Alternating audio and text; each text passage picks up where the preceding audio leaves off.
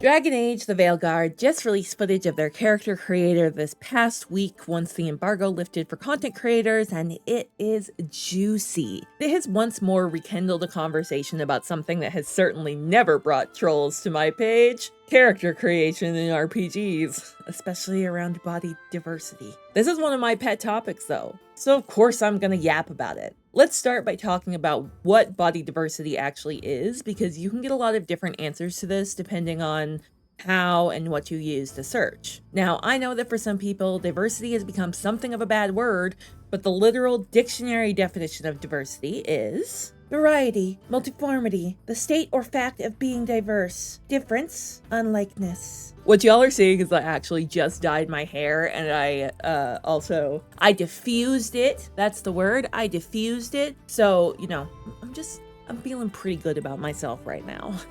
And yes, this is my real hair. Everyone wanted to yell last time about the wig. This is her. This is the real hair. You will see the wigs again. I have several. I'm a cosplayer. Buckle up, I guess. So diversity is really just this idea that if you take two people and you put them in a room together, they'll probably have areas where they differ. That's all. Can we please use words for the things that they're meant to instead of to demonize others to make ourselves feel better?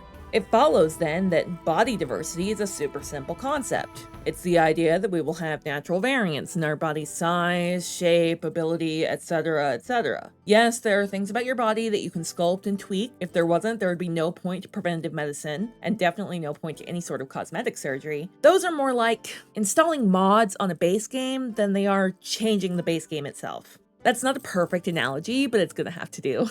So we can see with our eyeballs that body diversity exists in real life. But has that always been reflected in RPGs? Not necessarily. Many RPGs have pretty limited control over the shape and size of your body, for example, with many reflecting societal beauty standards that often are just not achievable by your average human being. Like, yeah, I could probably install the Strong mod on my base game upper body if I did a little bit more upper body workouts, but I do have a 9-to-5 job and personal obligations, so there's always going to be a limit to what I can do. I also don't have multiple excellent fitness trainers or an on-call dietitian or stylists, all things that help celebs like Scarlett Johansson maintain the body that we often see as ideal for femme people.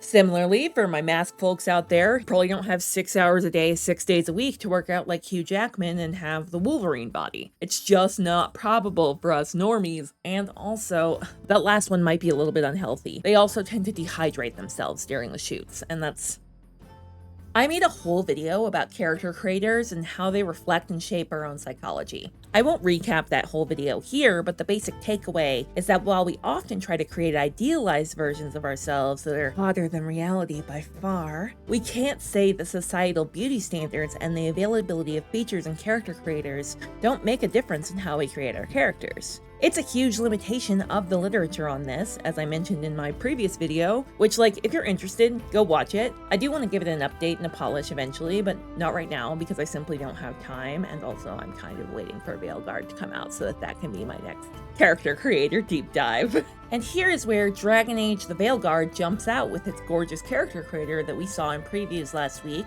following the embargo lift for journalists and content creators. The options in this one are pretty wild for a game of its type, including body shape and size, height, face shape, scars, and other things that naturally vary for us as humans. And of course, the hair. Because you're worth it. There are some limitations for sure. It looks like the breast and booty size can only be taken up to a certain level, which I feel pretty ambivalent about, being who I am.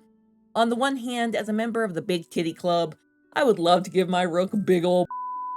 On the other hand, I don't think it's a deal breaker to have limits in that regard. I also wonder if part of it is that you make choices on the triangle that determine the limits of the body sliders, but I'm gonna have to play around with it hands-on to know more about that. Look, I have seen a curvy Rook with a Pixar mom booty out there, just saying. But overall, I feel really confident saying that this is one of the more customizable character creators I've seen even footage of outside of simulation games, which does track as the game director, Curran Bush, has recently been in gaming news talking about the inspiration that she took from games like The Sims to help inform the features they wanted to include in the character creator. And you can see how this plays out, looking at Rooks that have come out of early play, even with the consideration that the folks who have gotten to playtest and preview so far have only gotten a limited amount of time with the game, and thus limited time with the character creator. I don't know if y'all know this, but I spend hours in character creation. Hours! I even come back to games like BG3 to make characters I really don't intend to play just yet, but have to get out of my brain. Anyway, I'm gonna hold on my deep dive on this character creator because, you know, the game isn't out yet, and I'd really like to spend a lot of time with it to really dig into the meat of it. This will almost certainly be the sequel to my previous video about RPG character creators that I mentioned before. We're gonna leave the sliders for now because honestly, they're all pretty typical and I'm sure I'll yap about them later one way or another. But of course, I want to talk about makeup. Yes, I love makeup. It's okay, I promise. You can have fun with it too, whoever you are. Something I immediately noticed was this glitter style changer for the eyeshadow, which, as a glitter makeup girly, the fact that this exists in an RPG without mods.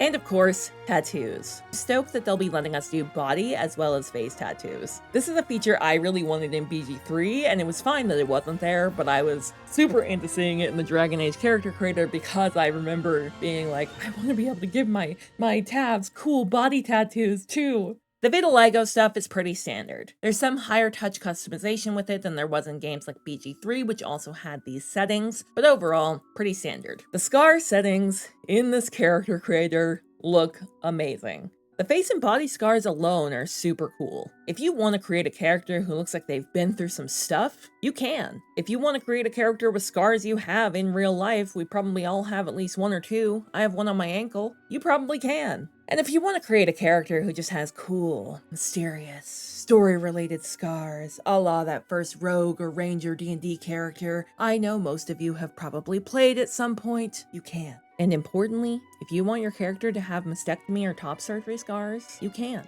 And if you don't, it is an option. Like all things in character creators, no one is holding you up to make a specific choice in a game. And if they are, they're also being an a-hole and you should really consider why you hang out with them. The option simply being there for someone else doesn't mean you have to use it, and it might make someone feel seen who has not before. Win-win. Thank you all for watching. Please let me know in the comments if you have thoughts on the new Veilguard character creator, or indeed character creators as a whole. Like I said, there's definitely a script, it's kicking around. I am the character creator girly, and that video is gonna live rent-free in my brain until I get it out. So keep an eye out for that. And as always, be good to yourself, be good to others, and I will see you next week. Mwah!